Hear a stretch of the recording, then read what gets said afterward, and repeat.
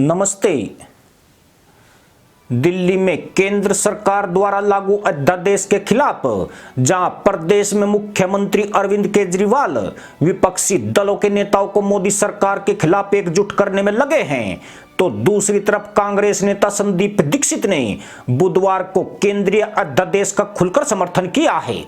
संदीप दीक्षित ने यह भी कहा है कि दिल्ली के मुख्यमंत्री अरविंद केजरीवाल इस बात से अच्छी तरह वाकिफ है कि अगर उनके पास सतर्कता विभाग का नियंत्रण नहीं रहा तो उन्हें कम से कम 8 से 10 साल के लिए जेल भेज दिया जाएगा। बता दें कि केंद्र सरकार ने दिल्ली के अधिकारियों की ट्रांसफर पोस्टिंग पर 11 मई को सुप्रीम कोर्ट का फैसला आने के 8 दिन बाद एक अध्यादेश लाकर उसके असर को पूरी तरह पलट दिया है। यही वजह है कि दिल्ली के सीएम अरविंद केजरीवाल सभी दलों को एकजुट करने की मुहिम में जुटे हुए हैं। इस मुख्यमंत्री की, और मैं इतने इस बात से आश्चर्यचकित हूं कि बड़े बड़े नेता जिसके पास केजरीवाल जा रहे हैं वो यूनियन टेरिटरी और राज्य का मतलब ही नहीं समझते हैं भाई, अंतर ही नहीं समझते हैं। ये तो समझे आप कि यूनियन टेरिटरी को वो अधिकार नहीं है जो पूरे राज्य को है।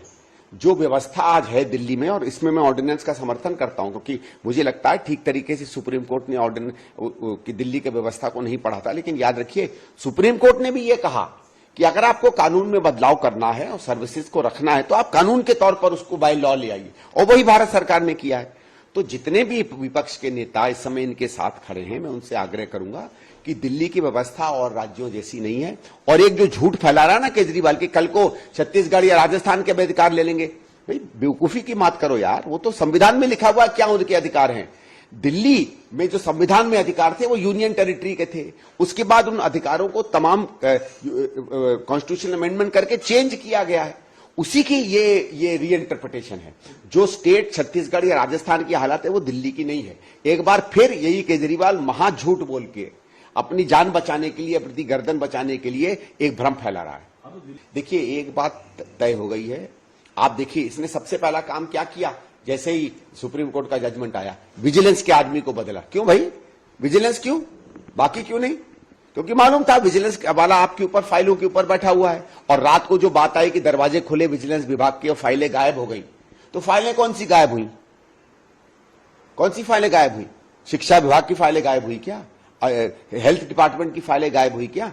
वही फाइलें गायब हुई जो उनके आलीशान जो ये 100-150 करोड़ का घर है उसकी, और शराब घोटाले की। क्योंकि केजरीवाल जो है इसको एक संवैधानिक विषय बना के लोगों को समझा रहा है।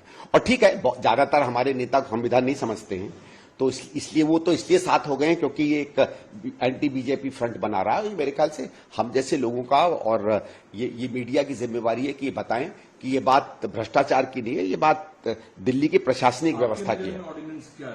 देखिए मेरे हिसाब से ऑर्डिनेंस सही है क्योंकि सुप्रीम कोर्ट का जो जजमेंट था वो मेरे हिसाब से सही नहीं है। दूसरा, सुप्रीम कोर्ट ने भी कहा अपने शायद 94 या 95 पैराग्राफ नंबर में, मुझे ठीक से याद नहीं है, कि अगर भारत सरकार इस व्यवस्था को बदलना चाहती है तो अभी उसने प्रशासनिक आदेशों से बदला है, प्रशासनिक आदेशों की जगह उसको कानूनी तरीके से बदले, और वही भारत सरकार कर रही है।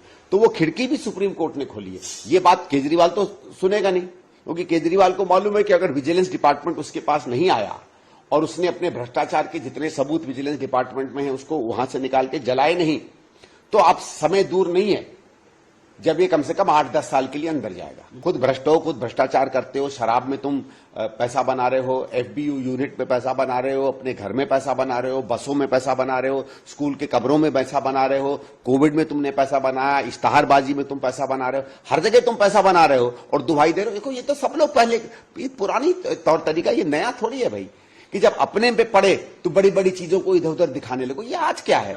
ये तो डर के उनको मालूम है जेल जाएगा। इसी के साथ अनुमति दोस्तों, जय जवान जय किसान जय हिंद, वंदे मातरम।